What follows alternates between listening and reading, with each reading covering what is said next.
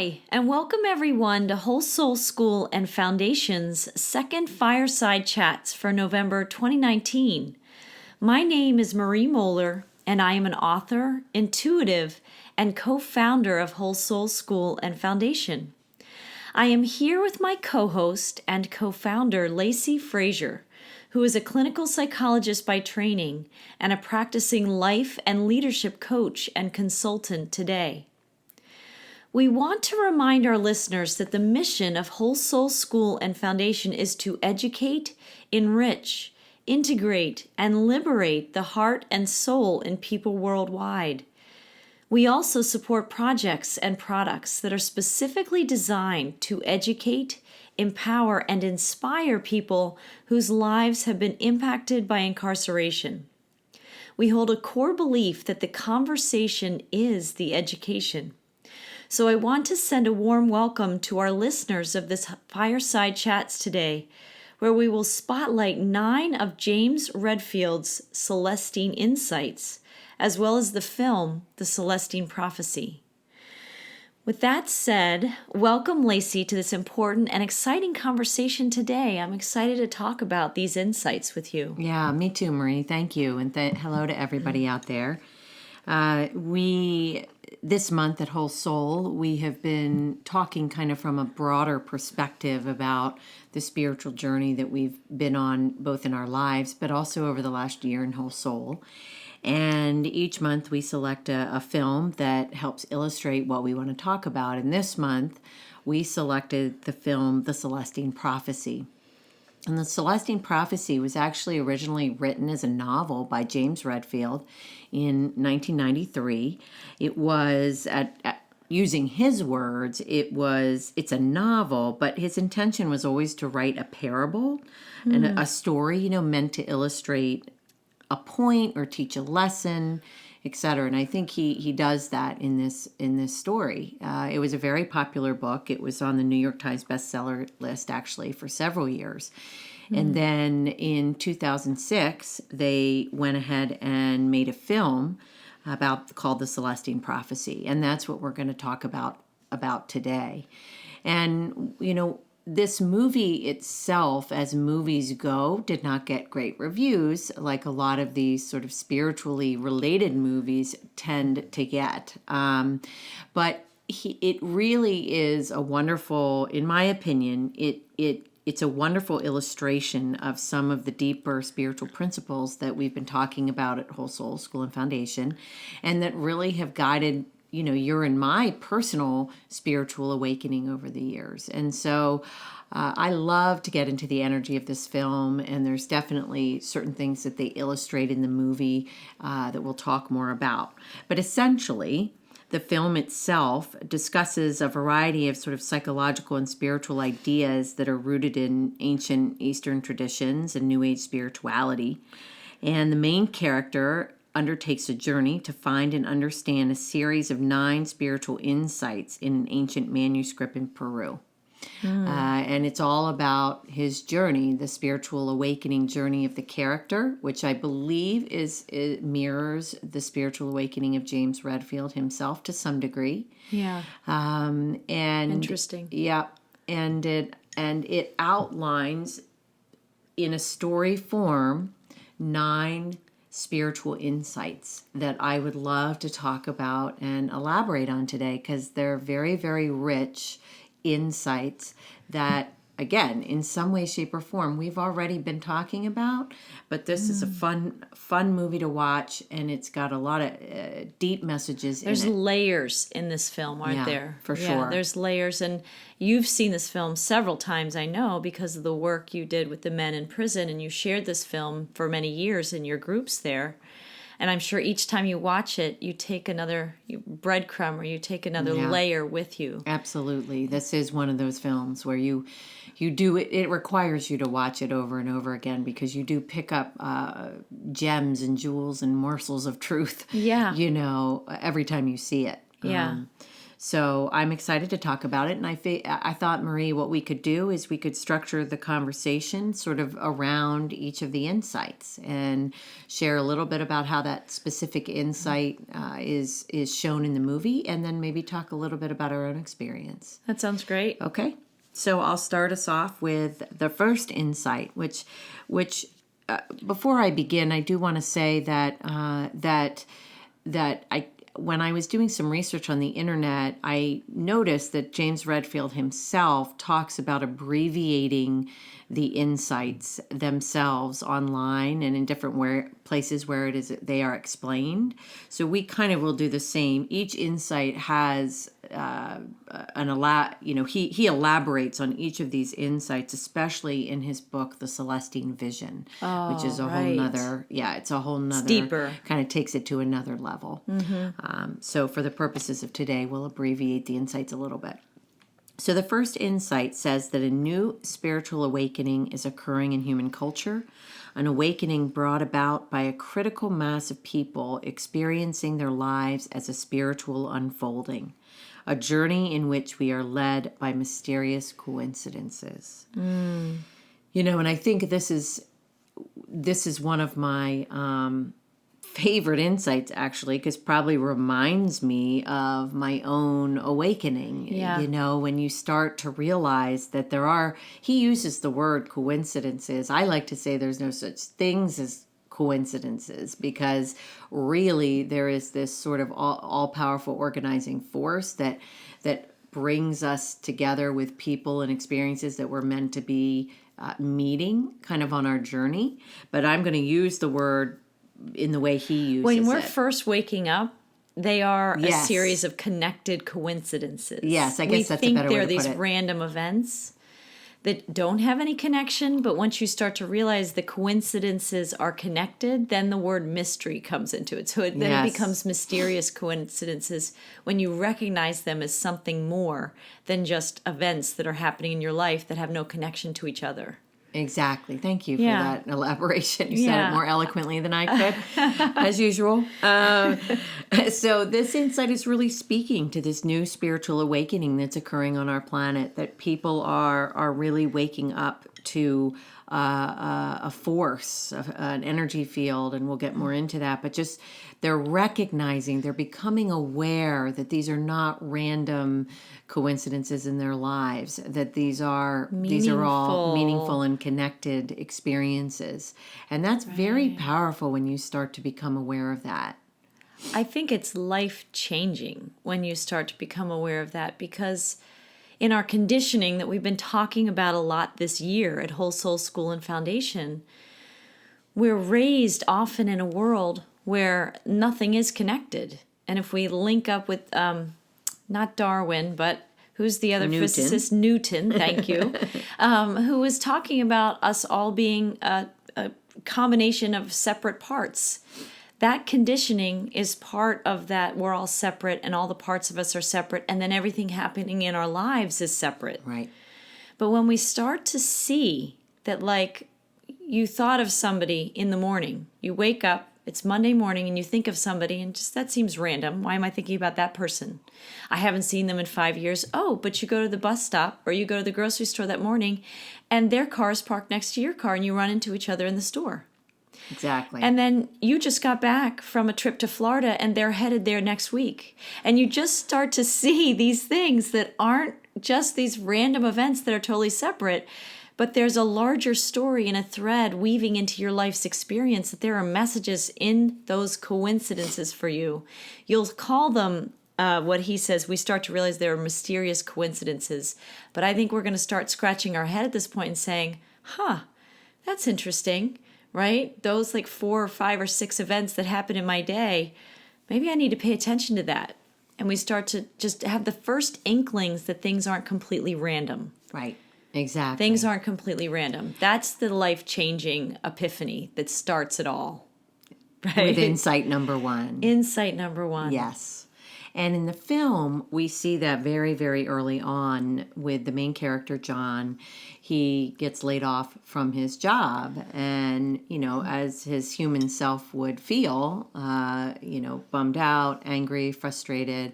But what shows itself within the first 10 minutes of the film are a series of coincidences. He gets laid off. He meets an old friend who hasn't seen in a long time, comes into his life.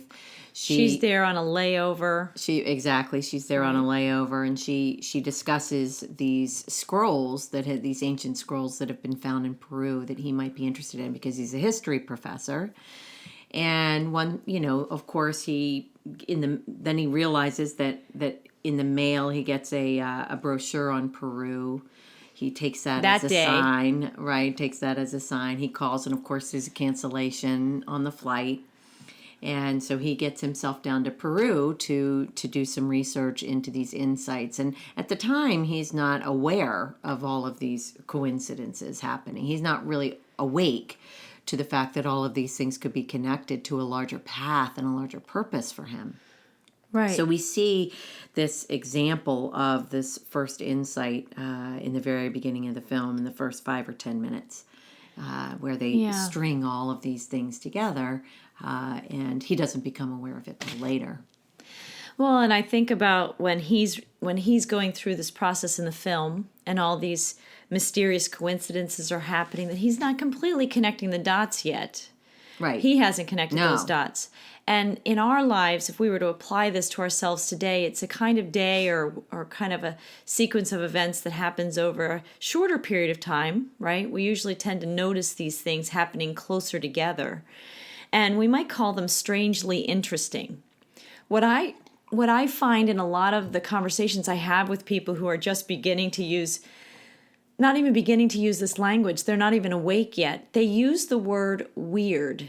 It was so weird that this happened. Mm-hmm. And then it was so strange that this person called me later in the afternoon and, you'll never guess the weird thing that happened that night. Mm-hmm. And we call it weird because we don't think it's the natural order of things. My favorite beginning of any conversation is, and I know where we're headed when somebody says to me, "You'll never believe what happened to me today." Right. Exactly.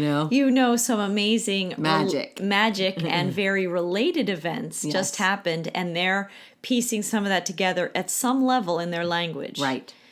So that's interesting. Well, this kind of eases us into the second insight, which is that this awakening represents the creation of a new and more complete worldview that replaces a long history of secular survival and comfort.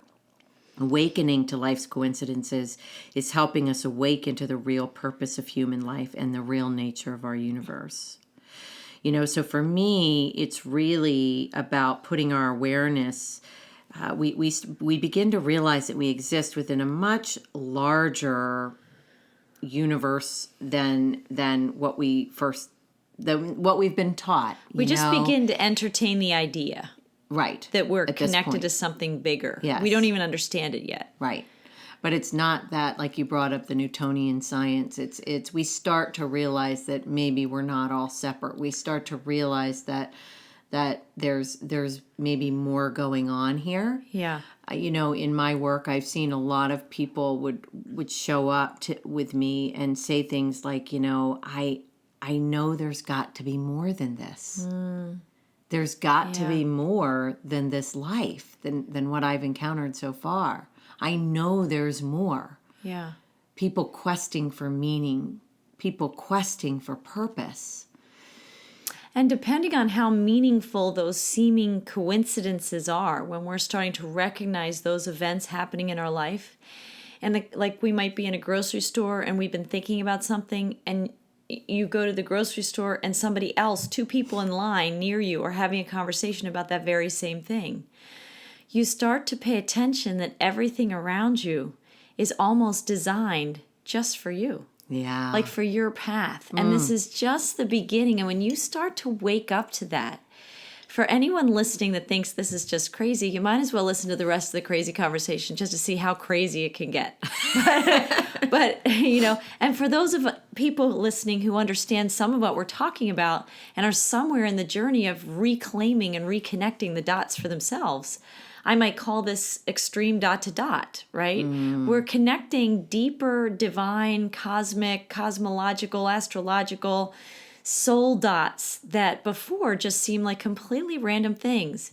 And I was going to say, Lacy, when you were talking and I was thinking about how people just begin to start asking that question, there has to be something more. They often ask that question also in proportion to the dot that they just connected, that they just realized two meaningful, seemingly unrelated and random events had a similar meaning and message for them. When that touches you, it's not something that even your mind gets. Your whole body is like, wait a minute, did that just happen? Yeah. Like, did I just see that happen? That just came into my experience 5 different ways within a couple of days. Yes. Right. There's a message seems like to be a message for me. Like, who's messaging me? Yeah. Right. And if you're feeling that, what's the more of my experience? Like, what's this all about? Right? Well, yes, and it just it reminds me kind of how you and I talk about the law of 3. You know, there always seems to be, if something comes into your experience in any way, shape, or form 3 times, you know, within a certain period of time, you know there's something more for you there. You know you need to be asking those deeper questions. Am I supposed to go in this direction? Am I supposed to go in that direction? What is this telling me? And is it time to pay more attention? Like, it's an invitation. That's your cue that something is trying to get your attention, right? And first, it might take you the 8th signal, right? But you're going to get it once the universe has really started to tap in and zero in on a message it's trying to give to you. If it's your time to receive that and to have that activation and that greater awakening, you will start to say, that's interesting. Just like John in the film gets he's laid off but within an hour he gets a call from somebody he hasn't seen in a while. And she happens to have this layover that's only for like a few hours, right? Right. And they're able to connect. But then he gets home and sees at the point in which he sees the Peru brochure after she's just mentioned, right. These scrolls in Peru. Right. That's like the 3. Right. That's like the 3rd thing. Right. And then there's the cancellation on the flight. There's 4, right? And there is this awareness of like starting to string the dots together. Even you don't even have to know what they mean. You don't even have to know the message that's there for you. Right. Right? The biggest thing is to start to pay attention and to know that there is a message. There's a message. Well, and not only is there, there's likely a message, and the message is probably relating to guidance. It's pointing you in a certain direction. It's you and I have a tendency to call them breadcrumbs. We've always felt like we're following the breadcrumbs. Right. And not 100% sure where those breadcrumbs are leading us. No, we don't always. But Right. once you go on this journey and you've followed the breadcrumbs, several cycles of that, and you've seen it lead you exactly where you needed to go, even though you didn't know at first that's where you needed to go. You're just following the breadcrumb. When you start trusting that and going through that a couple cycles, the next round of breadcrumbs, you say, oh, I recognize this. Yes. I know what's happening here. Right. But at first, it's new. Right. And at first, there's kind of the head scratching, and you're calling it weird. Or you're saying there's something strange or bizarre. Something bizarre really happened. And what I'd invite people to do is when you hear that word weird wanting to come out of your mouth, yes, or something really bizarre happened to me on my way to work today, right? That says, pay attention. Because that bizarre and weird is inviting you into another world inside yourself, which is what the Celestine Prophecy is all about. That's what the layers are. Yes. It's inviting you into seeing your life differently, to connecting with yourself differently, and to start beginning to see that the whole world around you is a living consciousness. And it's responding to the messages that you need and that you've asked for at some level, or that are perfectly designed for you, or however the magnetics of the universe are operating in your life. You're just beginning to become conscious that they're there.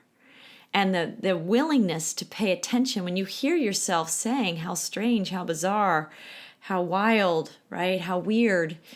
Pay attention. Yes. Because there's probably another breadcrumb that's about to drop. Yes. right? Absolutely. Yeah. So that takes us into our third insight. We now experience that we live not in a material universe, but a universal field of dynamic energy. Everything in existence exists within a field of sacred energy that we can sense and intuit. We as humans can project our energy by focusing our attention in the desired direction. Where attention goes, energy flows, influencing other energy systems and increasing the pace of coincidences in our lives. Now, this is something, Marie, that we've spent a lot of time on at Whole Soul School and Foundation. Energy, quantum physics, Right. this energetic field in which we live, the energy that's coursing through our body, this electromagnetic field, the magnetic quality that's pulling into our experience, that which is like itself, which is like our own vibration. So I think, James Redfield in this insight is really talking that as we progress, as we first awaken to notice the coincidences, then we start to understand that there's a larger force moving us, and that we're moving within a larger force, and that we have possibly a direction and a purpose and a mission in this life. And now we're starting to really experience the world very differently. We start to understand, and it starts to integrate that we don't live necessarily in this material world. We actually live in an energetic universe, in a dynamic energy field, where this energy is moving people, places, and experiences, including ourselves, kind of like on a chessboard, around. Yeah. So that and helping us move forward and helping us show our path and the direction in which we need to go. Yes, and that's just the beginning of realizing that we can, if we pay attention and we start to understand, I don't know if I'm getting ahead in the insights, but it's the very beginning of understanding this is a universal field of dynamic energy that we're playing in, that's moving through us and around us. And we start to have the first inklings of us being a creator, that we can project our energy by focusing our attention in the desired direction. When we start visioning and manifesting, Yes. the very beginning awareness of if those messages are coincidentally, but almost magnetically finding their way into my life's experience in sequential order, in this kind of breadcrumb way, then what if I give more of my attention to those things? Will it accelerate the lining up of those coincidences? Can I actually have an impact on the life I'm living? If I wanted to summon someone into my experience, can I actually focus and direct my energy into the field of this universal consciousness and attract that person to cross my path? Yes. We start to begin to understand that we interact with that field. Yes. And if we're interacting with a field, then we can also create with that field. Yes. And that's the beginning and the seeds of this insight, it Yes. seems. Yes, absolutely. And I think it's kind of the bonk over the head, really, when you think about the importance of this. Mm-hmm. This universe is responding to how we think, which means we have a responsibility in creating our reality, which we've talked about many times. And part of moving through that third insight, though, Lacy, they talk about is that we begin to have a heightened sensitivity to the beauty, the uniqueness, the presence of nature, people around us, the conversations we're having. It's like you see in a movie where you'd been engaged in the conversations. If you were in an office and everybody was getting coffee together, you'd all be chit-chatting. But all of a sudden, when you start to realize that everything's connected, like in a movie, you would see that it kind of blurs out the audio, right? Yeah. And you're listening differently. All of a sudden, you're looking around and you're having kind of like a spiritual or deeper experience inside yourself to say, realizing that you're connected to all the people in that office in some way. And you're just noticing your sensitivity is heightened. You're starting to pay attention differently. Well, and in the film, how they illustrate this really is when John, the main character, he's learning about energy, and he gradually experiences a heightened sense of awareness to the energy around him. We see that in the garden when Julia is first teaching him about energy, and she's asking him to look at the beauty and the plants and nature, and they illustrate in the movie just how his vision and what he sees is amplified when he really focuses his attention on the plant. Right. He actually sees like richer colors, like Yes. the plants come alive with a different kind of life force Yes. than what his normal, flat, regular, human, everyday vision was seeing before. So when he allows himself to become more sensitive, to actually kind of tune into the And plant open. and open to what Right. he's looking, and he directs his energy there. Yeah. And he's open to seeing differently. That's exactly what happens. Yes. He sees differently. Yes. And he sees like a whole living life force in the consciousness and in the colors of that plant, right? Comes to life in Yes. his awareness. Yes. And just as an aside, as you were talking, I was thinking about people who can see auras and people who can read and feel energy before it ever gets to them. Right. Some people have big enough energy that it precedes their coming onto Before the they scene. even step into a room, Exactly. they're already there. Yes. So it reminds me of that a little Yeah. bit. But there's again, the movie, I think, does a good job at illustrating that amplification of the beauty and the energy. If you're paying attention, you're awake to it. And I would say that energy, as an intuitive myself, that energy is always amplified. But it's not that like because we wake up, we amplify it per se. It's already amplified. It's already at this heightened expression of itself. But our senses have been so dulled down over centuries of being disconnected to who we really are, that when we start to wake up to who we really are and we become more sensitive and more tuned in and we listen differently, we start to see those higher colors, those brighter, more vibrant colors reveal themselves to us. We have to invite that back in. Yes. We have to allow that back in. And it's usually by some kind of invitation, either a teacher or a mentor or watching somebody else, just really be present with a child or a tree, or when they're gardening and they're tending a little baby plant that they're planting and they want it to grow. You can see that softness in certain places in our life.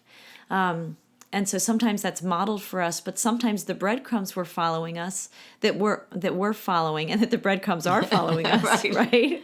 Right? Because it's an interactive universe. Yes.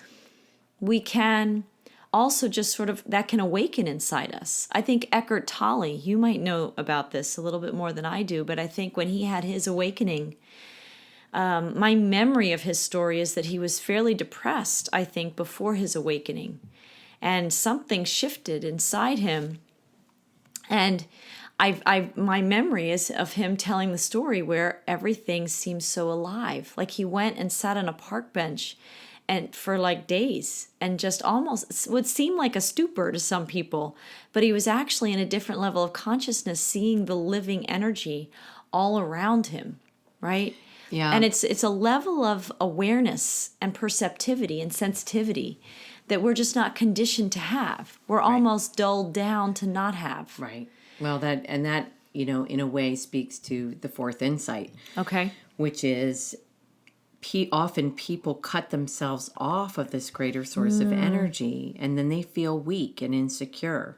So to gain energy, we tend to manipulate or force others to give us attention and give us their energy. When we successfully dominate others in this way, we feel more powerful, and others are left feeling weak with the need to fight back.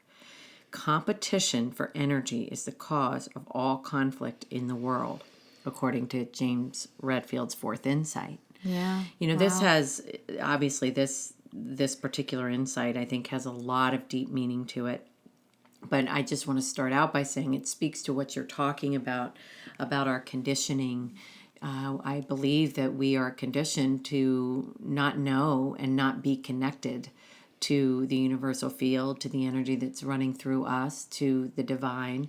I think most of us are conditioned in many, many ways as we're growing up to sever that kind of connection, not consciously, but it's just not spoken about, it's not taught about, it's not encouraged. It's not necessarily. cultivated. You think about how you would talk to a 1 or 2-year-old who comes up to you on the beach with a bucket and tells you that there's a pot of gold in there, or there's a whole bunch of race cars in there, and it's just sand.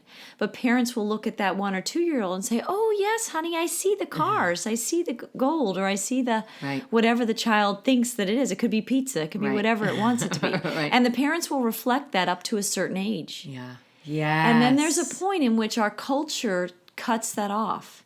And then we say, no, honey, it's not the cars. Sand. It's just sand. You need to dump that out, and we need to get going now. Yes. Right? And you have enough experiences of that as a child, and all of a sudden that more magical world, who knows what would happen to us as a human collective if we all continue to believe that sand could be gold. Yes. Or could be, race cars or Legos or paintbrushes or whatever we want them to be. Right. That's called instant manifesting. Yeah. Right? Yeah. But instead, in this world, as parents and as people, by the time we're 3, 4, 5 years old, kids are now at the level of pretending. At 1 and 2, they totally believe it. Right. At 3, 4, 5, they understand that they're pretending, and it's just pretend, but they're still playing with it.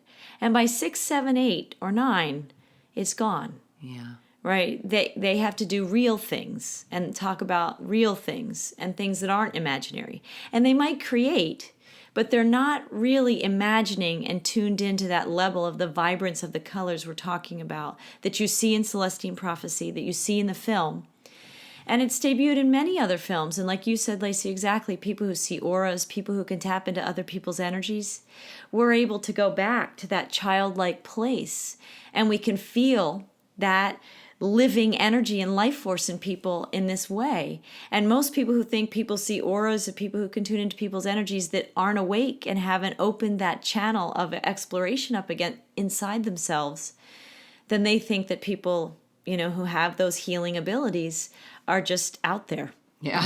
Right. Right. They've gone off the grid and they've lost their minds, and we don't really know what's happened to them. Right. When in fact, they could be the ones actually waking up to what's really real. And everybody else is in this duller, dimmer, their senses have been dulled down. I think you said people cut themselves off from this source energy. Mm-hmm. And so we're conditioned to cut ourselves off. And then the other thing I just wanted to say quickly, Lacy, is that when you think about that, in the fourth insight, people often cut themselves off from this greater source energy, right? And then they feel weak and insecure.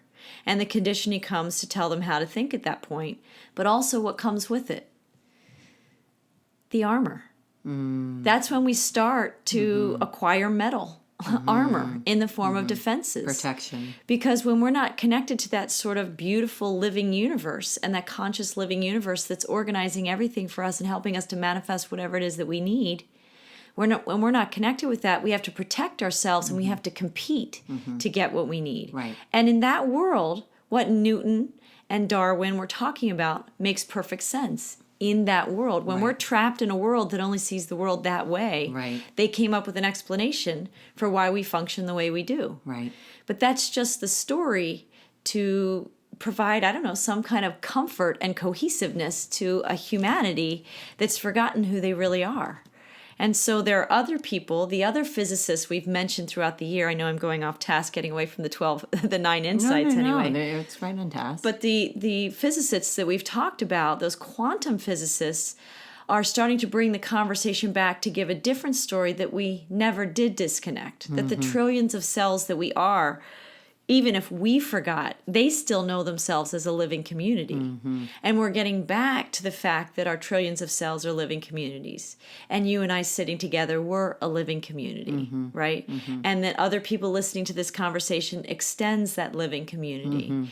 And so you can see in the human journey as a survival mechanism when we got cut off from that living life force energy that's universal and that we can all tap into, when it was conditioned away from us, you have to replace it with something. There is a survival mechanism for our own resilience and our ability to exist here.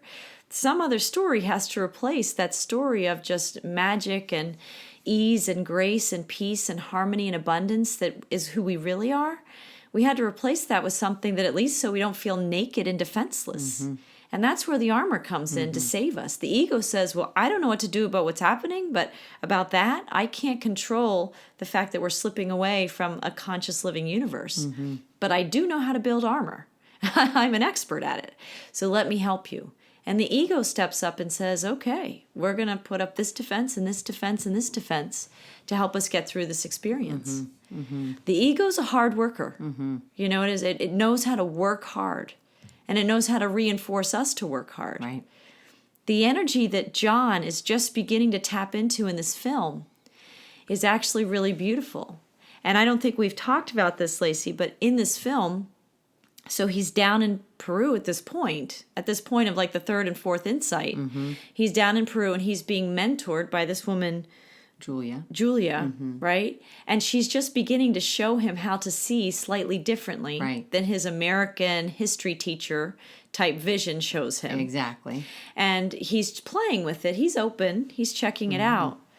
You know, that's just the beginning of opening to seeing without the armor, seeing a different way.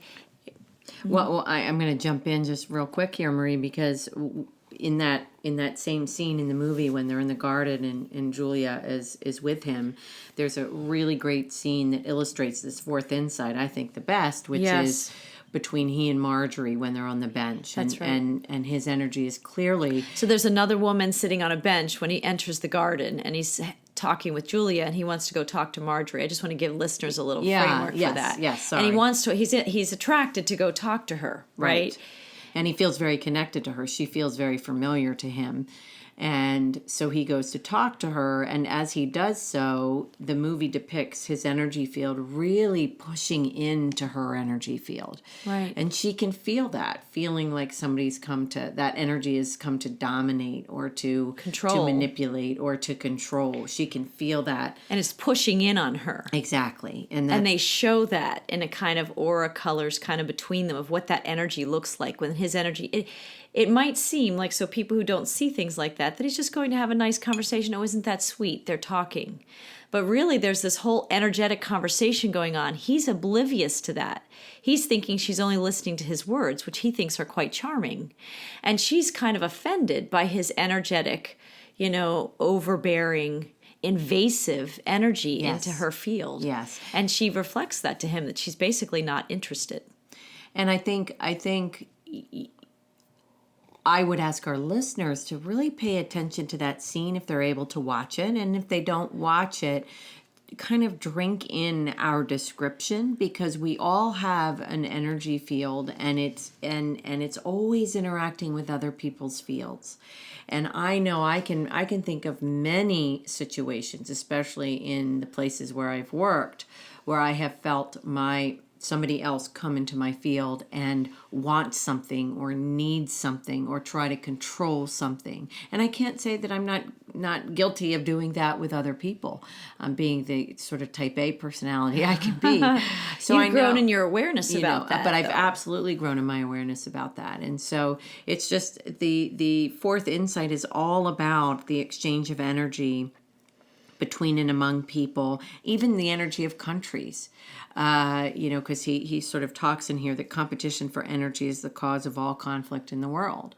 And right. if we see really, countries doing it, right? If we take it on that really broad viewpoint, right? We could see that, and that's powerful. Well, I wanted to say two quick things about that. If we can make it some time. It's just that, empaths, people who identify as intuitives, sensitives, or empaths know this very well, because we're kind of on the first line of knowing about energy, even if we're not even awake. We are aware that we're aware of people's energy around us. And who's really empathic and who's really sensitive like that are animals. That's part of their in animals we praise them for that as a survival instinct. In humans we dull it down. And we're told if we perceive things like that as, oh, you're too sensitive, you need to get a thicker skin, right? There's a lot of reflections that we hear from the world around us of, you just have to be tough, you have to toughen up, which is basically saying you got to put on your armor. Right. But the animal kingdom would never put on armor. Their instinct is their armor. That's what helps them interpret the world around them. And if they lose that, then they don't survive as a species. So what does that say about humanity? We're in trouble. we're a little bit in trouble because we have decided that that wasn't important. We've kind of conditioned that out in the human race to pay attention to what we do feel sensitive about. And some of us didn't dull that down, whether it's in our DNA and our ancestry that there's some relative in our family that also was extra sensitive and it showed up in us. But I was one of those very sensitive kids. I could feel plants. I could feel animals. I could feel the spaces in between words. I could feel energy around people. I could know whether somebody felt good to me or didn't feel good to me. I knew whether I was comfortable or uncomfortable. Without them ever saying a word, probably. Without them ever saying a word. And you think about, we have cats and dogs in our family. And you see how sensitive, of course they have excellent hearing. So like if somebody's making a delivery, they know it long before I do. But look at that heightened sensory. Look how dulled down our ears are compared to their ears. But take it further, somebody will come visit the house. And some of our animals will know those people are safe and good. And some of those people, our animals, they might actually be good people in our family. Our dogs or cats just don't like their smell. But whatever that is, that they don't like their smell, they're sensing something that could potentially be dangerous. But even if it's not even a smell, they're sensing with their extrasensory abilities, is this okay? Otherwise, do I need to go in that fight or flight mechanism and take these people out, right? Right. And we have one of those dogs that every now and again teeters on that edge. She was a rescue. Right. So her senses are even more that way.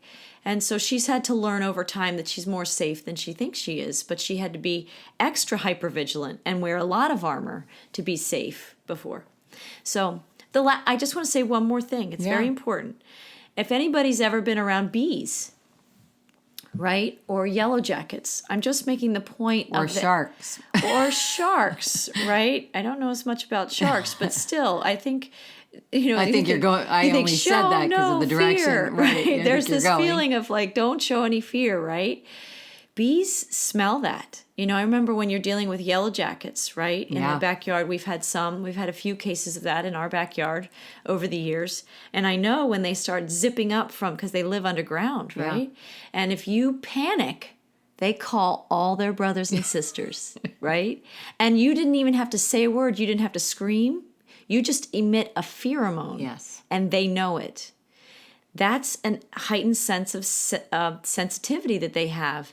And I think in this film, that's exactly what happens, is that, John essentially has this overbearing, controlling energy, and she's a little more evolved at that point, and she senses that in him, but he's completely unaware. And I think you were saying to start this conversation on the fourth insight off is, think how many people have conversations at work. Yeah. Think how many people are having conversations at school or with their families, completely unaware of what conversation the energies are having, out beyond just what they're saying. Right. And a lot of people say, "What? I didn't say anything." That's what people will say to each other. Yeah. Somebody gets offended. "What? What's the problem? I didn't even say anything to her." Oh, but your energy did. Yes. Right. And whether that other person who got offended knows it or not, she knows that something about what you were feeling and vibrating and energetically transmitting, she didn't like it. Yeah. Right.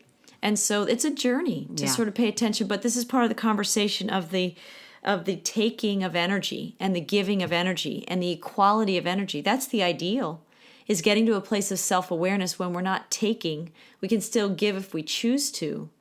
But getting to that place of balance where we're balanced in our own energy field. When we don't know any of this stuff, most of the time, we're trying to take energy from other people. Yes. And we don't even know it. Some people know it. Some people are very manipulative and effective in their manipulations. And they probably know they're trying to control people's energy. But a lot of people manipulate and they don't even know that they're doing it. Right. They don't have this conversation with themselves. And as we move through the insights and as we become more aware, because that's the journey of the insights, right. We start to learn all about that. And we start to learn that love and giving love is the ultimate form of being and in the world, and the best way we can amplify a positive energy field is through love and appreciation. So we'll talk more about that. Yeah, we're going to get there. But let's read number 5. Okay. Insight number 5. Insecurity and violence ends when we experience an inner connection with the divine energy within, a connection described by mystics of all traditions. Lightness, buoyancy, and the constant sensation of love are measures of this connection. If these measures are present, the connection is real. And if not, it is only pretend.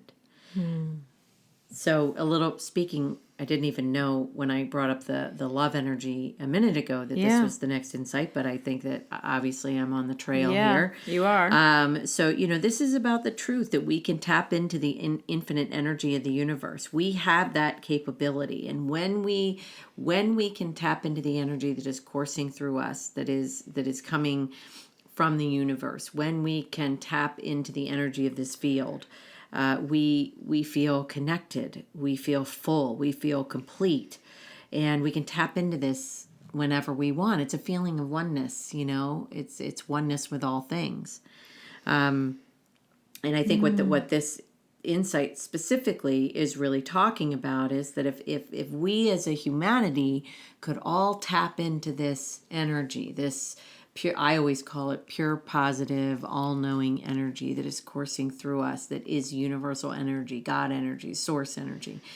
When we can tap into that and we can live in that place more often than not, we what's called raise our vibration, right? We raise our frequency that we're emitting. We get lighter. We feel lighter, and we're also emitting more light in our life. And remember, that's magnetic.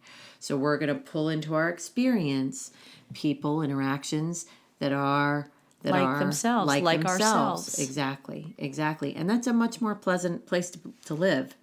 I tell you that.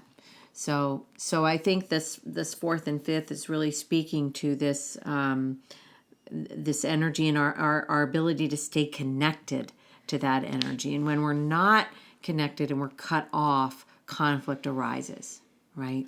Well, and you see in the film where it's reflected that John, after that interaction with Marjorie, right? And she turns him away because she's totally not interested in the taking of energy or the domination of energy that he was unconsciously doing and being. He tries to find her in other different ways and have another conversation with her and to, reset it and try again. Right. But without a whole lot of new tools yet. So he's keeps kind of bumping into himself over and over again. He does. And I think she very quickly reflects that back to him, that he can't just get out of his own way. Right? That was a very powerful message in some of those scenes, that he keeps getting in his own way. Right. And that's basically, to me, in some ways, it's the ego that gets in our way. It's the ego that feels it has to push into conversations or say certain things or direct or guide or make things happen. When you're connected in the way they're talking about, when you have that sense of inner connection, right, and you cultivate that process inside yourself, you don't have to direct anything. Right. You don't have to push anything. You don't have to take anything. You have everything that you need inside you. Right. And everything rebalances itself in a more harmonious and balanced and peaceful way. And it's really interesting in this film, which we haven't talked about this too much, but while he's down in Peru, there's these kind of bad guys or corrupt politicians and whatnot, and even a religious order that's kind of trying to track the scrolls and snuff them out so that humanity doesn't get this information. They don't want it to come out. Right. And in the film, so he's in a setting where these people are deciphering these scrolls. He's attracted to this woman, Marjorie. He's learning that his energy precedes him everywhere he's going. He's still scratching his head about it. And he's still trying to understand it, but he's open at least to saying, well, it keeps getting mirrored to me. So he keeps stepping into conversations where he's going to hear more about the kinds of tools he needs to develop and the way he needs to open. But it's interesting that while they're, on the one hand, they're trying to decipher these scrolls to set humanity free, there's also this effort to suppress the scrolls going on. You have the ego lurching and overreaching and trying to manipulate and control as a layer in the story, if you look for that. That, we haven't even talked about that, but there's a larger ego in the movie that's trying to control everything and compete and take energy away from people. Right? And then there's the scrolls themselves that are just trying to give themselves away for free to anybody who wants to experience it. Right? And then John is sort of the character who you're watching his ego wrestle for control and his spirit trying to emerge and expand in his consciousness to lead his life in a different way so he can see differently, so he can get to the place where these people, Julia and Marjorie, and there's several other characters, main characters in the film, you're watching him go through that. He keeps having to scratch his head. And Right. he likes what they're having. He's still somewhat skeptical about it. He's trying to figure out what he believes. His ego's trying to give him options to choose. And yet his soul can see that something about these people and something about the bushes and the flowers that he was able to see and the living energy, when he can focus in long enough and hold that space inside himself, he can see that living life force energy. And then when somebody comes across his path and distracts him, because that happens in the film too. Mm-hmm. He loses the ability to see that more vibrant energy. Right. So it's there, and then he gets distracted, and it's not there. Well, and it's this there, is and the gets next distracted. insight. Oh, You okay. are doing a great job. and it's not there. And so, Right. and then he has that connection with Marjorie that he Right. wants, and then all of a sudden his ego steps in and says something that's taking or controlling, and all of a sudden the connection she was just feeling with him is not there. And then he's like, see, you did it again. Right. So he's having to learn from himself in this process, which mirrors our own journeys. We Yes. have to learn from ourselves. Right. Nobody else is going to do this journey for any one of us. We all have to walk that path. Right, exactly. So, Well, I think you take us right beautifully into insight number 6. okay. Which is the more we stay connected, the more we are acutely aware of those times when we lose connection, usually when we're under stress. So in these times, we can see our own way of stealing energy from others. Once we become aware of how we manipulate others with energy, our connection becomes more constant, and we can discover our own growth path, the personal way we can contribute to the world.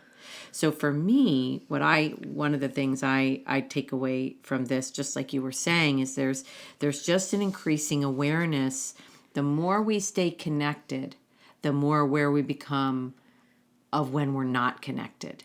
And I like to call this learning from contrast. Yes. It's how do I know the chair I'm sitting on is soft? Right. I only know the chair that I'm sitting on is soft because I know what hard feels like. Right. If I didn't know what hard feels like, I couldn't describe soft, right? So it's Right. kind of the same thing here that we know when we're connected and because it feels so good. And we know we've gotten out of our own way, and there's just a divine creative flow that is flowing through us. Yeah. And then we know when we get distracted or we get pushed or we get triggered or whatever it is, we can sever that connection, or that connection gets severed in an instant, and we can feel that. Yeah. So the more we stay connected, the more we become aware of when we're not connected. And that's helpful. We want that to happen because we want to become It's more teaching and us. more aware. Yeah, it's teaching us. Exactly. And we can only learn to cultivate and sustain that connection over time by staying aware and learning about what triggers us and creates the disconnection. Right. So in the scenario I was describing previously, where he steps in and he's still taking, he's trying again, and he's still taking, and there's a number of those scenarios in the film, and he says, "Let me try this again. Can we try this again?" Right? But you can tell he has a desire to move and live and behave and speak differently, but he doesn't know what that is yet, so he has to try it on.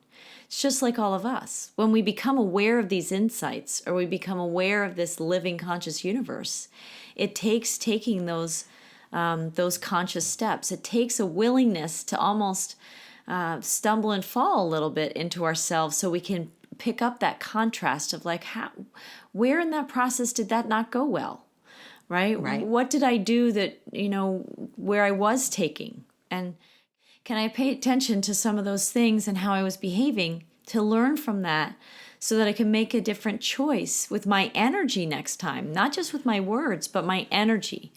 I have to show up differently if I want her to stay in a conversation with me more than 5 to 10 seconds.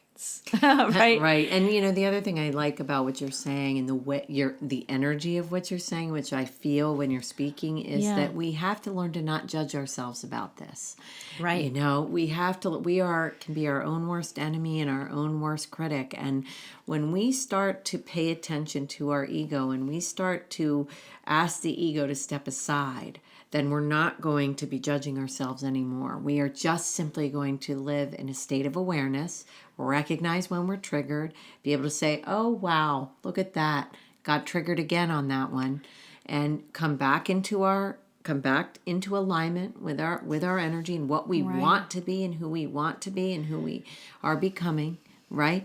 And respond differently the next time. And it's just about self-awareness without judgment. Self-awareness and that witness observer that we've talked about many times here on our podcasts, where we become willing to just witness us as a third party, as a consciousness outside of ourselves, and witness how good we're doing, or if we're struggling, or if we're still taking. We need to be able to witness that too, so we can study and learn from ourselves how we want to shift to be more of what we desire to be. Right. And so I'm sorry, when you were talking that way, I think about the Avatar, The Last Airbender. It's one of my favorite shows. It's a cartoon.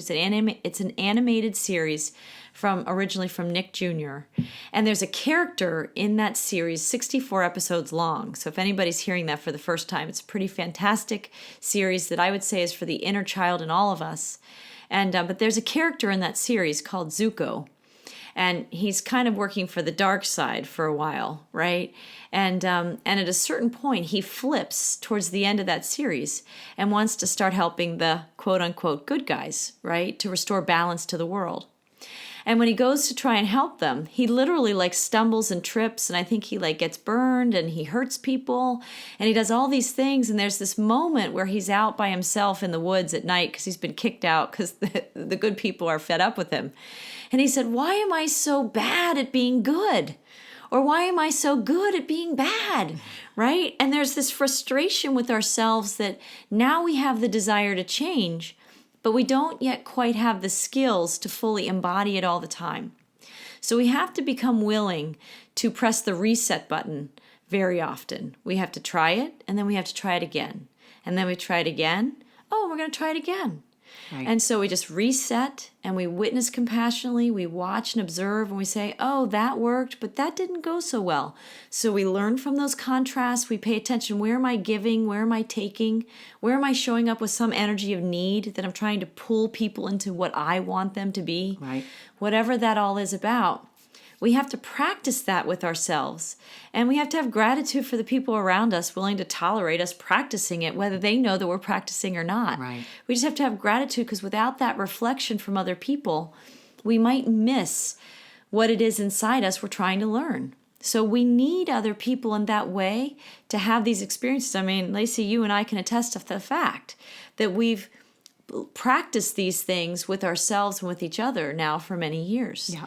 But it took a willingness on both of our parts to be conscious participants in figuring it out. Yes. And, it can be a spouse, it can be a friend. You could even practice with your animal. Your dog at least would reflect what your energy is like when you come home from work, and paying attention to how it's responding to you over time. There's just any living being will show you energy if you'll look for it. Right. Because we really live in a mirrored universe. I mean, we're mirroring. Our outer world is always reflecting to us our inner world. Right. Which is another conversation, but it's what you're saying. We just have to pay attention to what's happening outside of us that is going to reflect what's happening inside of us.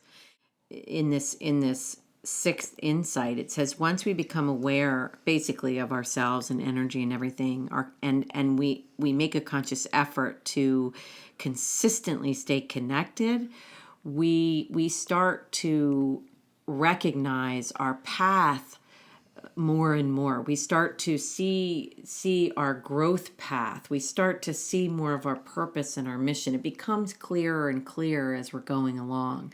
And there's a great scene in the film where he's on the motorcycle and he comes to a fork in the road, and one path is a little bit shaded and one path has light shining on it, and he's got to choose which way to go, and he chooses the path to the right with the light. Using his heightened senses. Using his heightened senses and his awareness, and he gets captured by the rebels. And at first he thinks, he thinks, I've made a massive mistake. I can't believe I chose that path. Where did I go wrong? I made the wrong choice. I made the wrong choice.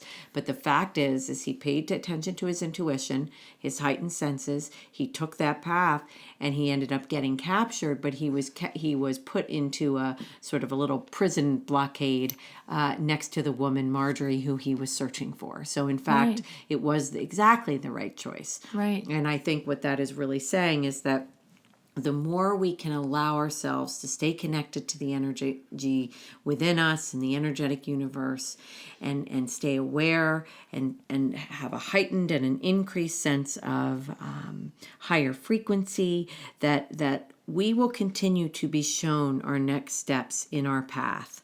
And it's illustrated. This is illustrated throughout the film, and it also, if I may, slide right into insight number 7, which builds on insight number 6.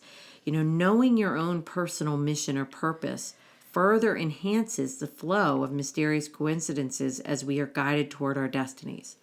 First, we have a question, then a dream or a daydream and intuitions, which then lead us to the answers.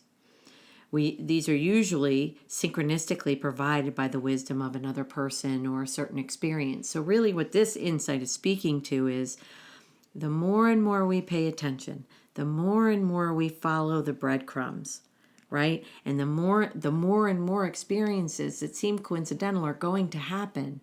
And it's going to prompt us to ask more questions, which will prompt our energy field to create more dreams or daydreams that are going to have answers in them.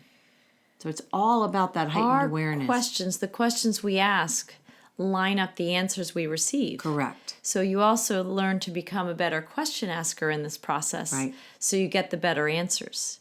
And initially, if you asking any question is engaging the living conscious universe to start to work with you. The better you can become at asking questions that only happens as you practice it, the more efficient your answers can come to you. Right. And it's a journey. I mean, the whole thing in the Celestine Prophecy, he didn't stay in one setting the whole film. No, he's on a journey. He's like in boats and trains and cars and planes, and he's going all over the place, which also is mirroring to us that we journey. We travel. We travel inside ourselves. We travel into conversations with people every day. We travel into experiences, good and bad. Multi-layered, metaphorical. Multi-layered, right? Yeah. And so we're all journeying to get back to that place of connection inside ourselves. Mm-hmm. But since we've been so disconnected for so long, and we've had so much armor on, and our ego has had to help us big time and over time, it's like the ego doesn't know how to quit. So we have to go on these journeys sometimes to strip away the armor, strip away the ego, start practicing our soul skills. And at first, we didn't call them soul skills, but these practical tools of opening our self-awareness and our connection with this living conscious universe that's also living inside us. You don't just quit the armor one day and instantly the next day, not for many of us, have this epiphany and you're all of a sudden, poof, connected, and everything that was a challenge for you in your life is already perfect. Right. No, most of us go on this journey of personal transformation, and we have to uncover these skills, and then we have to practice them, and then we have to learn how to get better at being them to become them all the time. Mm. And so you see John doing this in the film, and then so even that which you said, where there was the fork in the road, and that happens to all of us. Right. When we start to realize we become the creators in our lives. Now we realize, wow, so whatever's going to happen to me isn't going to happen at random. It's going to be because of me and my energy and my choices and what I'm doing and how I'm showing up. Right. And then when you pick the choice, because you're testing this out, and you think it's the wrong choice because it ends up in some form of disaster or some kind of something that's uncomfortable, we can judge the choice, because that's what the first thing the ego wants to say. See, you should stick with me. Because when you trusted your spirit, look where it led you. I will make sure that nothing ever happens to you. And in fact, I'll make sure you never get connected. I'll make sure you never connect. Right. So to connect, you have to risk the messes. You have to risk sometimes the decisions that look like they're wrong, sometimes for a time, until you realize something in that little side street or cul-de-sac that you just went into had something that you needed, or you wouldn't have gone there. So that there's a perfection in everything. I don't know if we're going to get there in these there last totally insights. is, and it just reminds me that I was thinking about the rules for being human, which I don't know that we did this year or not. But No, we didn't. I don't think. Well, maybe we'll talk about that in 2020. So maybe I just will shy away from where I was going to go with that. Okay. But what I would like to say is that the film it does a really nice job of illustrating John as he is on this journey, and as he awakens more and more, he starts to have more and more premonitions, more and more intuitions, and he starts to recognize that that's what's happening, and he starts to pay attention more and more to them.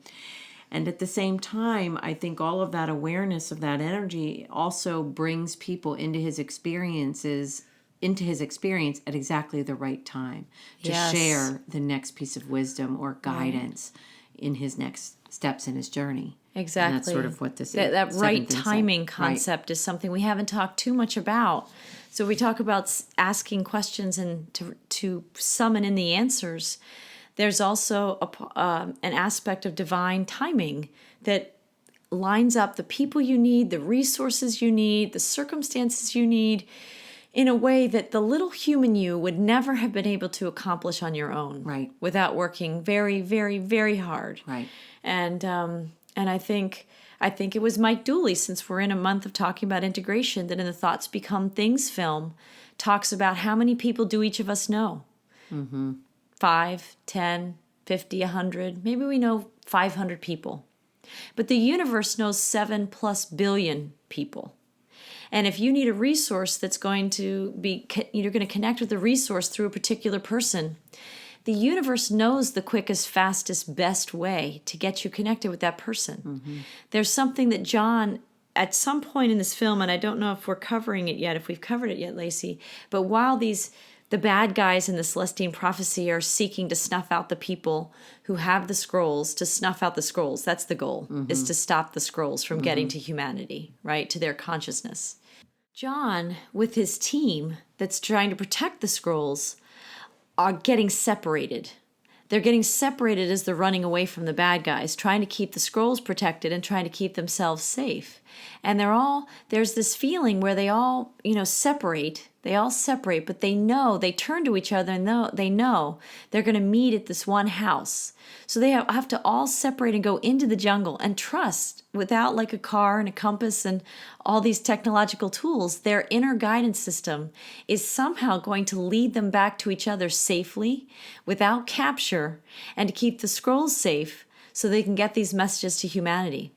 And throughout the rest of the film, from this point on, they're sort of trying to evade the people with guns, right? There's warfare, there's guns, there's rebels, there's shooting, there's capturings, there's racing time, there's all these elements. But they have to tap into themselves. They have to listen. And even though John had previously seen that path at that fork in the road and took the path to the right, and it ended up getting him captured, when he gets away again, he has more choices to make. That's how this world works. You don't just get a break, and all of a sudden, because you had one practice test, you get to have the keys to the kingdom. No, you have to keep practicing these skills. So he has to keep orienting himself inside on where to go and where to move to get himself safely to this cabin or this house, right? Somewhere in the jungle. And where they're all going to meet back up. And amazingly, in this film, they do meet back up, and they all had to use that inner GPS system. Yes. And so what we're talking about here is that we are starting to allow ourselves to be guided by our intuition. Yes. And it takes taking those steps, and sometimes it leads us perfectly in a straight line, and sometimes it takes us all over the place. But wherever that is leading us, it's teaching us how to trust. It's teaching us how to take those steps with faith. It's teaching us how to tap into our own energy and listening for how we experience what things, when they're aligned, what that feels like. Many people listening to this, if you haven't thought about that before, how do you know that a choice you're making is the right choice for you?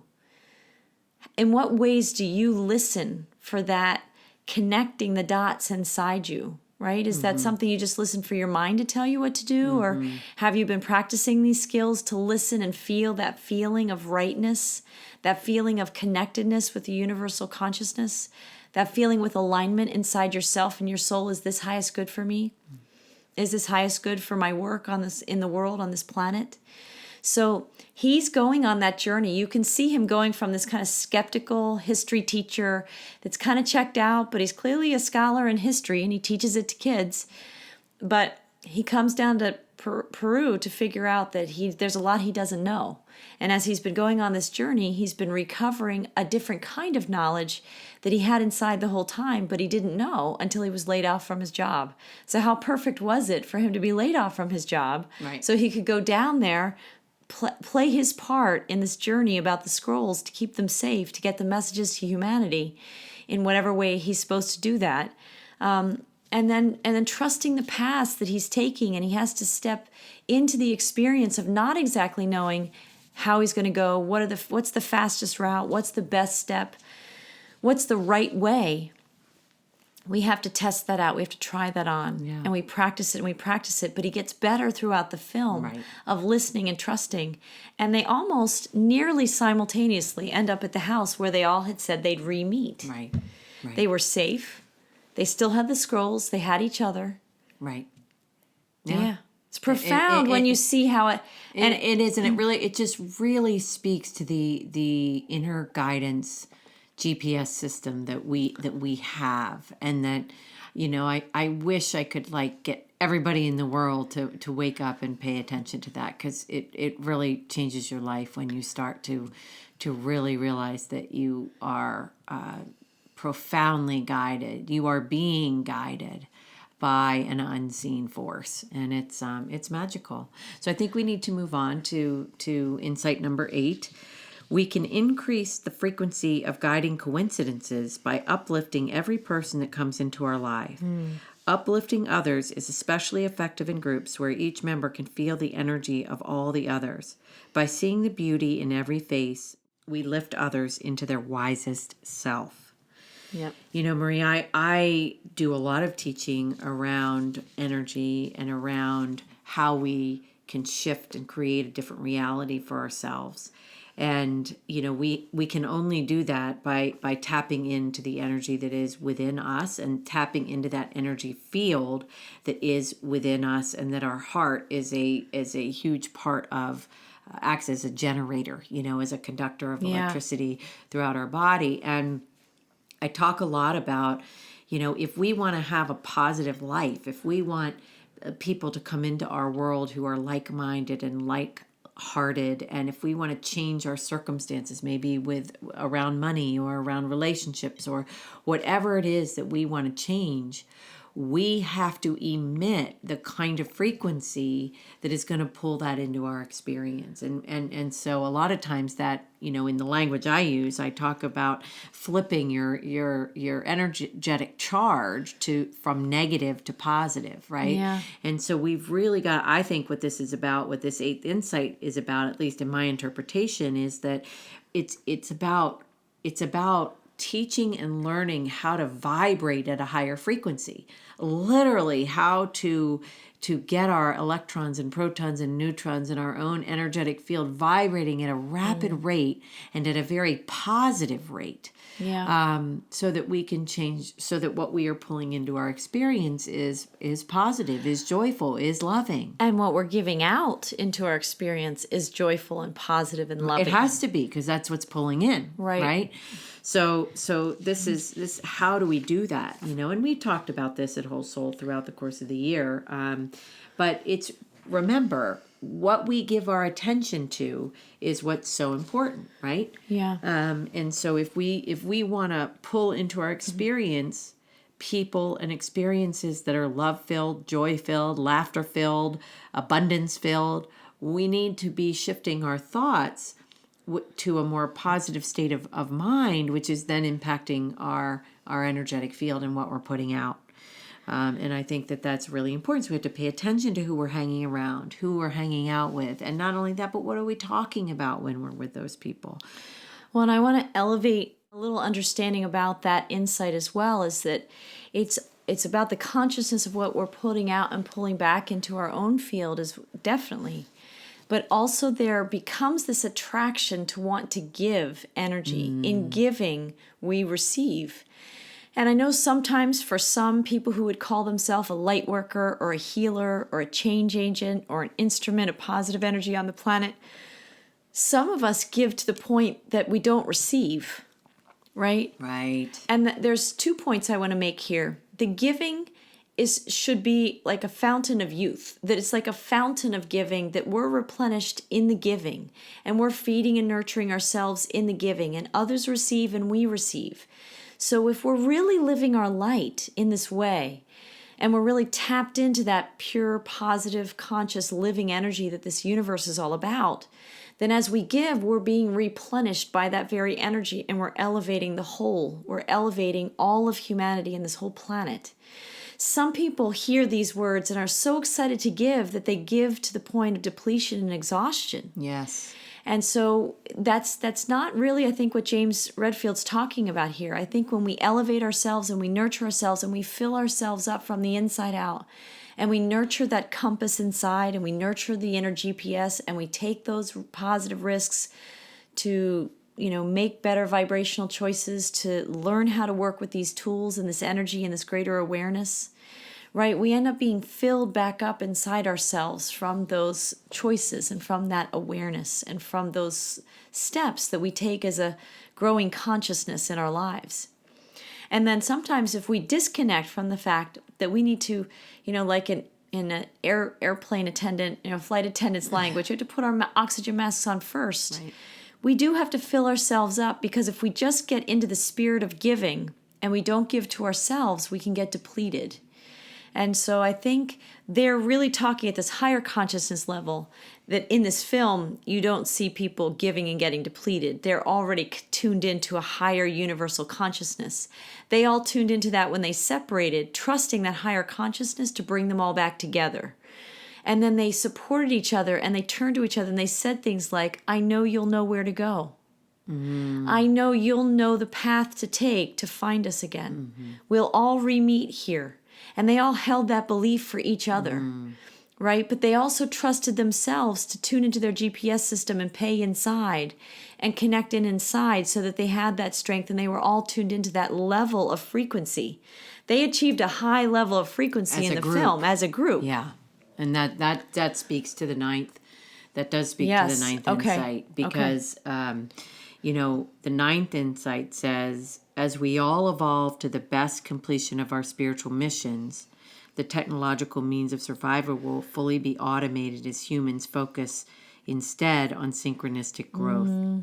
Such growth will move humans into higher energy states, ultimately transforming our bodies into spiritual form and uniting this dimension of existence with the afterlife dimension, thus ending the cycle of birth and death. Now, clearly this is a pretty deep insight. Yeah. And I think you and I can probably decipher this or translate it into more understandable terms, because I think what we're really saying here is that as we evolve, as more and more people on the planet increase their self-awareness, tap into their own energy source, allow for the synchronicities and the inner guidance to emerge and to guide us, and we will start connecting and syncing up with each other, and the humanity as a whole, and the planet as a whole, will be working towards transforming the energies on the planet as a whole.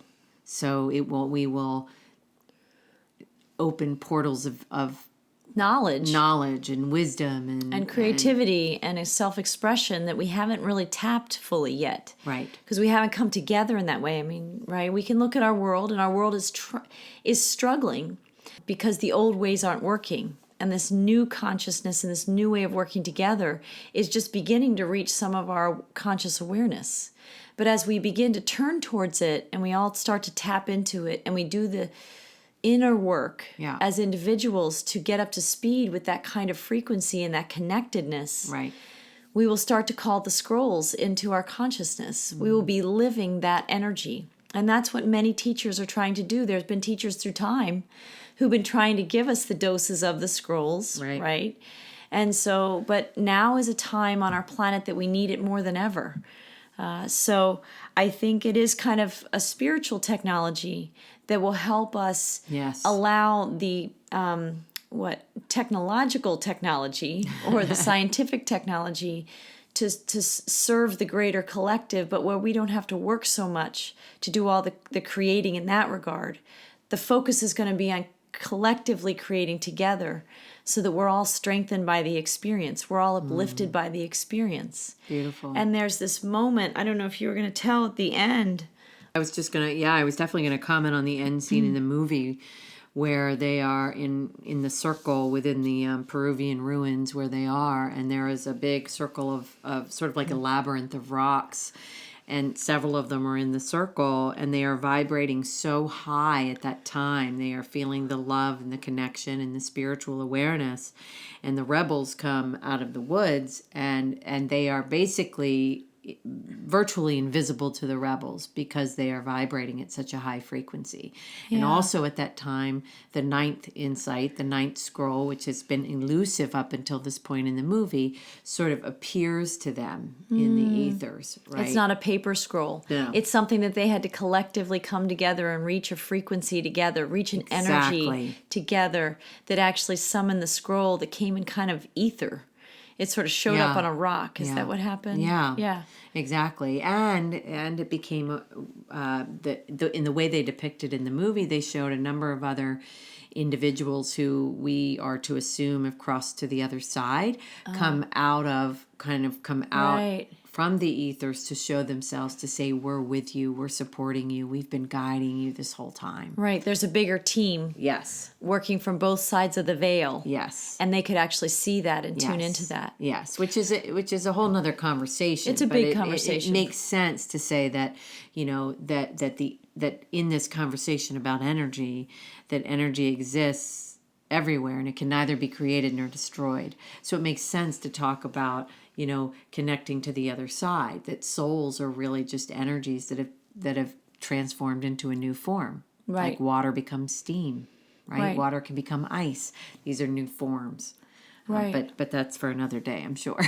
So well, and to wrap up the film, there's more conversations between John and Marjorie, where he asks at different points throughout the film, can he try it again? Can he try it again? Yeah. Can he try it again? And at a certain point, he realizes that he doesn't need to take on her anxiety or her issues. She doesn't have to take on his issues. They can both be sovereign inside their own energy fields. They can work to cultivate their own spiritual growth and connectedness. And when they partner as whole people connected to their own spirit, neither takes away from the other. Right. They actually just co-create something more beautiful together. Right. And I think that's what we're really meant to do as a humanity. We're meant to come together and create more beautiful things.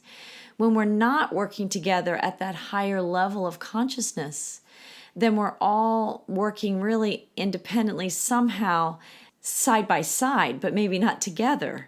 Right? With that competitive edge still somehow playing out in our energy fields and communicating, and that survival and that separation consciousness is still manifesting in our lives. And so an invitation through this movie, the way I see it, is an invitation for all of us as we're witnessing the challenges of this world, but the changes that are summoning us to this higher place of interconnectedness and collaboration, and raising our frequency into more of a giving, loving, where it becomes really important to connect with ourselves and our soul and our spirit and our spirituality and our connection with the universal consciousness, God, source, whoever you want to call that to be.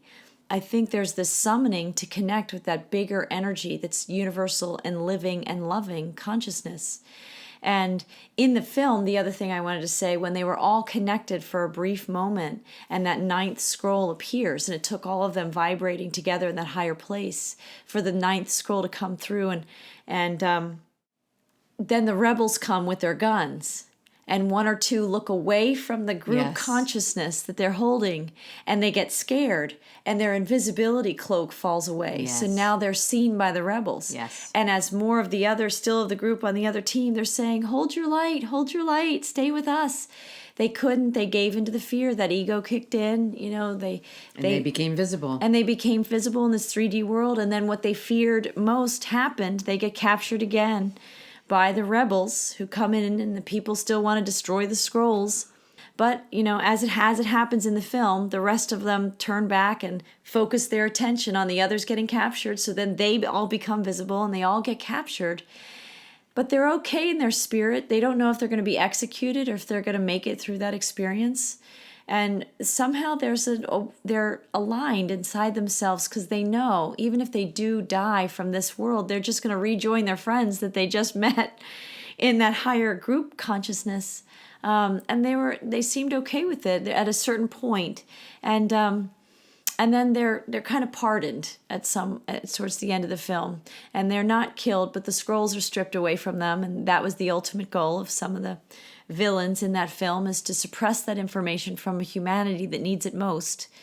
And I think they kind of are dispersed and sent on their way. They're not allowed to stay where they are. They want them scattered around the globe so they can't get these messages out. And it's implied, I think, that they're all going to do their part to share the messages as they can as teachers of the scrolls, right? Well, in fact, it's also implied that there are more scrolls. Yes. At the end. Right. That there's an implication that there may be more scrolls. And in fact, in real life, James Redfield has written at least three follow-up books to the 10th Insight, Wow. the 11th Insight, and the 12th Insight. So to round it out at 12 Insights. And is that what the Celestine Vision is? Is it all 12? No, the Celestine Vision is a separate book that he did that really is almost, it's kind of like a guidebook to this sort of new way, this new age of spirituality. And it definitely, all of the insights and their deeper meaning are talked about in that book, but it's really a vision for the future, a vision for better humanity, a more collective, connected humanity that are living in this new age of spirituality. How to sustain it. Yes, how to live it, how to sustain it. And I strongly recommend anybody who's listening to this, if they enjoyed the Celestine Prophecy movie or book, that they buy the Celestine Vision, because the Celestine Vision is a much more kind of comprehensive vision of how to live this way. Yeah.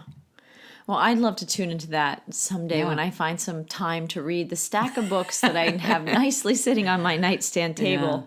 There are so many wonderful teachers. And the thing that I want to remind everybody who's listening to this conversation, if you've made it this far, is that, the scrolls live in us. Yes. They're not on a piece of paper. We're the living scrolls. And so these insights are just coming back to us, parceled on these parchment papers, in different stories, in different ways, through lots of different teachers on the planet. But there's a common thread through all of them. And there is a planetary awakening. There's a major shift in consciousness. I don't think that the insights can be suppressed any longer. Too many people are waking up that there's another way to be. There's more to life than just being separate parts. There's a greater joy in coming together and co-creating and raising the energies on this planet so we can see that vibrant earth that they were seeing, so we can see those vivid colors, so we can be more loving and peaceful. And when we realize we don't have to compete for energy anymore, we're not fighting each other for resources. We're not trying to take things from each other like pirates, like energy pirates and resource pirates. We have to give up our piracy. We have to be willing to say that was an era of human evolution that's coming to a close. And we all lived that, and we all courageously journeyed that. And now the courage isn't in continuing what doesn't work anymore. The courage is to step beyond that story and beyond that paradigm of belief systems and really begin to live these scrolls and really begin to live from a place where starting to notice the coincidences, right? Starting to realize that they string together, and this is a more meaningful, purposeful, divinely designed universe than we previously had understood. Right. And we're going to step into that awareness of ourselves as giving or taking energy from others and competing for the energy. And so I don't have all the insights in front of me now, but I just want to say that we're going to move through those insights, 1 to 2 to 3. And Michael Beckwith, he had his 4 to 6 stages of higher consciousness, Well, and next month we're going to be talking about Deepak Chopra's 7 Spiritual Laws of Success. So there are a lot of wonderful teachers out there that have put some of this unseen, unspoken kind of wisdom Yeah. into readable, tangible, experiential Right. information, so that we can really apply it. We can Right. we Insights can really and learn it. stages in the journey that we Yes. can start to identifiably see ourselves, and we can really embrace the opportunity to step into that journey when we understand that it has meaning and power to create a different world. And it's, I got to tell you, it's fun when you play in the magic. Yeah. It makes life so much more enjoyable. Yeah. Yeah. Life gets so much richer when we can tap into that universal field of consciousness and energy, and when we start to find each other again, to co-create together and to live in this more positive place. And yes, there will be rebels, hopefully as metaphor, with guns, Sure. right? And there'll be people chasing down these scrolls and trying to suppress this information, because it's worked very well for a few people on the planet to have everybody else in the dark, Right. and not knowing how powerful they are. Right, But we are exactly. truly a powerful humanity. Yes. And it's time for this renaissance of consciousness, and then a renaissance of talents. And we're moving into that more and more. And so if you're listening to our Whole Soul School and Foundation podcasts, they're kind of designed to help you keep pace with some of those changes. Just take those steps in your life that do require courage, that require you to think differently or look at your life differently. Or you would say, Lacy, take off your rose-colored glasses, your blue lenses that some people metaphorically live through for a long time in their lives, until they realize, I can just take those old glasses off and I might actually see clearly. Right. And so we're all in that journey to sort of rediscover a greater truth about ourselves. And we want to thank you for listening, for joining our conversation today. Thanks for spending time with us as we continue to talk about this larger journey of personal transformation, otherwise known as the hero's journey here at Whole Soul School and Foundation. We invite you to check out our other podcasts this month, and all of our podcasts each month followed a theme. So I just want to announce again, for the month of November, Sue Wells joined us in Mind, Body, Spirit, Fitness, talking about living our authenticity. Flower Diamond joined us in Global Spotlight, talking about writing poetry as medicine for the soul. Michael Norieski joined us in Transformation Talks, talking about transformation and integration. And of course, Lacy, you and I spoke in our first Fireside Chats, just talking about the journey of integration that we'd made so far this year. We outlined all the other podcasts and some of the lessons and speakers and films we'd covered previously in 2019. So that was a powerful podcast. We did a lot this month. And so we invite you to keep joining us. Find those other podcasts. You can find us on Spotify and Apple iTunes and iHeartRadio and Buzzsprout and a number of places where podcasts play. Look for us, Whole Soul School and Foundation. And those videos and podcasts are there for you anytime you need a quick dose of this kind of authenticity, this insight, this grounding and inspiration. You know, John doesn't make the journey in the Celestine Prophecy on his own. Right. It requires that community and that mentoring and that co-journeying, right, that he's doing. So we're here. Our voices are here to support you in your journey, and there are many teachers that you see us reference. Go find their materials, because they've been laying the breadcrumbs for people for a long time. And that's why we create these podcasts, so you can access those resources. So please like, subscribe, and share this video or this podcast, and help us spread the word about Whole Soul School and Foundation. You can visit our website at www.wholesoulschoolandfoundation.org, and you can sign up to receive our newsletter and other important notifications. We invite you to visit our page on Facebook, Twitter, or Instagram to check out our reminders for the soul posts, where often we have Flower Diamond's poetry in those posts, and then other messages from the teachers or films we're spotlighting that month. So we invite you to check that out. And lastly, please consider making a donation to Whole Soul School and Foundation.